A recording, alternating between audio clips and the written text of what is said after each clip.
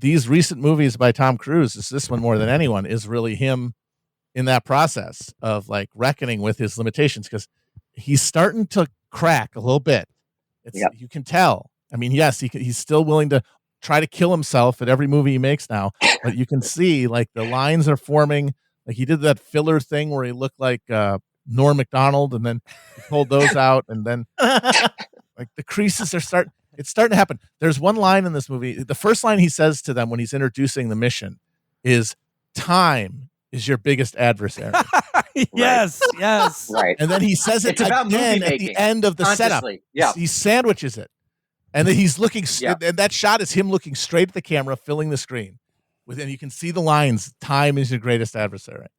And like that, this movie is all about him. And of course, by extension, America, the empire he represents, reflecting on like how do you process like the reality of decline when you are not built to confront that, when you are literally designed to suppress and sublimate that. How do you deal with that new, like, impossible cognitive dissonance? How do you deal with holding that notion in your head more and more as you age, as you recognize, as you experience actual decline? How do you reckon with it? And the answer that Tom Cruise gives us, and that America is giving us, is you fucking put the goddamn pedal to the goddamn metal. Because the American death now, David Foster Wallace and Felix Biederman agree on this, is somebody driving headfirst into a concrete pylon in a fucking Lamborghini. That is it. That is the only way to end this, is that you just have to take what you are doing that is killing you and do it more. And so that is why every one of these Mission Impossible movies, Cruise is doing a more and more extreme stunt.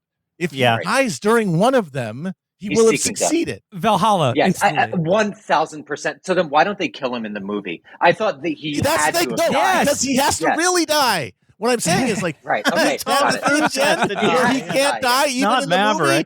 He cannot accept it. Like, yeah, he does the "I'm going to sacrifice myself" thing, but then the narrative can't kill him. He cannot be killed. We cannot accept. We can accept feeling like good people for trying to sacrifice, but we cannot accept having the consequences for that. Like, our narratives can't. Our narratives are built on the opposite. Forward forever, always winning, always victorious, America continuing.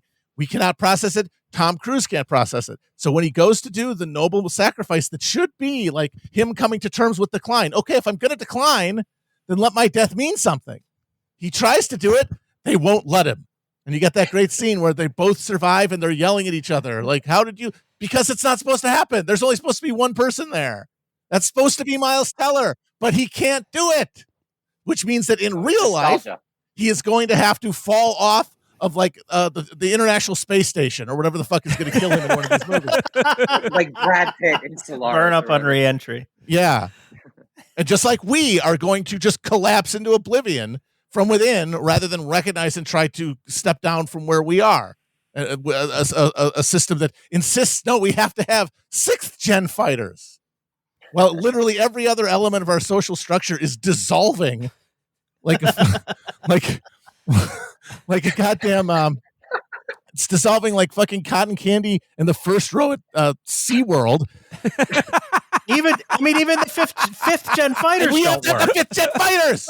But we have to have 6th gen. We have to have 8th gen fighters so that we can blow this thing up at once, so that we can make an act that we delusionally think is gonna keep us going, that ends up being our nemesis, because we cannot step down. We cannot look at the reality of decline, of time, what it really means.